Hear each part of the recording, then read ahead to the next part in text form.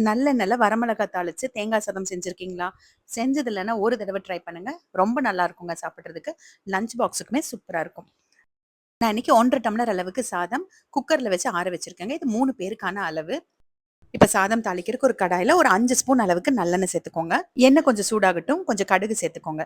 கடுகு பொரிஞ்சதுக்கு அப்புறமா கடலை பருப்பு, உளுந்து பருப்பு கொஞ்சம் தாராளமா சேர்த்துக்கோங்க. அப்பதான் கொஞ்சம் நல்லா இருக்கும். கொஞ்சம் பெருங்காயத்தூள் கூட சேர்த்துக்கோங்க. கூடவே ஒரு கைப்பிடி முந்திரி சேர்த்துக்கோங்க. முந்திரி இல்லன்னா வேர்க்கடலை கூட சேர்த்துக்கலாங்க. ஒரு 5 வரமிளகா 2ஆ கிள்ளிட்டு உள்ள சேர்த்துருக்கேன்.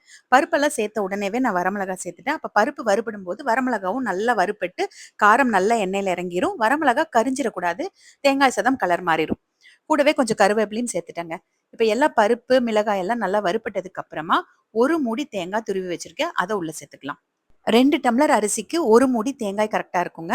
அதுதான் கரெக்ட்டான அளவு. நான் இன்னைக்கு 1 1/2 டம்ளர் தான் எடுத்திருக்கேன். இருந்தாலும் 1 மூடி சேர்த்திருக்கேன்.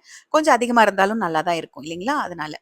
தேங்காய் சேர்த்து ஒரே ஒரு நிமிஷம் வதக்கி விட்டுட்டு, அதுக்கப்புறமா நம்ம ஆற வச்சிருந்த சாதத்த உள்ள சேர்த்துக்கலாம். நீங்க வந்து அப்பவே செஞ்சு சாப்பிடுறதா இருந்தா, சாதம் சேர்த்ததுக்கு அப்புறம் கூட நீங்க தேங்காய் துருவல் சேர்த்துக்கலாம். 3/4 ஸ்பூன் அளவுக்கு பொடி உப்பும் சேர்த்துட்டு கலந்து விட்டுக்கலாம். இதே லஞ்ச் பாக்ஸுக்கெல்லாம் குடுத்து விடுற மாரி இருந்தா, இல்ல கொஞ்சம் நேரம் கழிச்சு சாப்பிடுற மாரி இருந்தா, தேங்காய் கொஞ்சம் வதக்கி விட்டுட்டு அதுக்கப்புறமா சாதம் சேர்த்தீங்கன்னா, ரொம்ப நேரம் கெடாம இருக்குங்க. ஏன்னா தேங்காய் சாதம் டக்குன்னு கெட்டுரும். அதனால.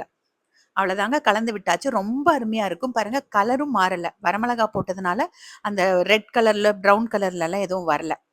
வேணும்னா கொஞ்சம் கொத்தமல்லி தழை தூவிட்டு கலந்துட்டு எடுத்துக்கோங்க.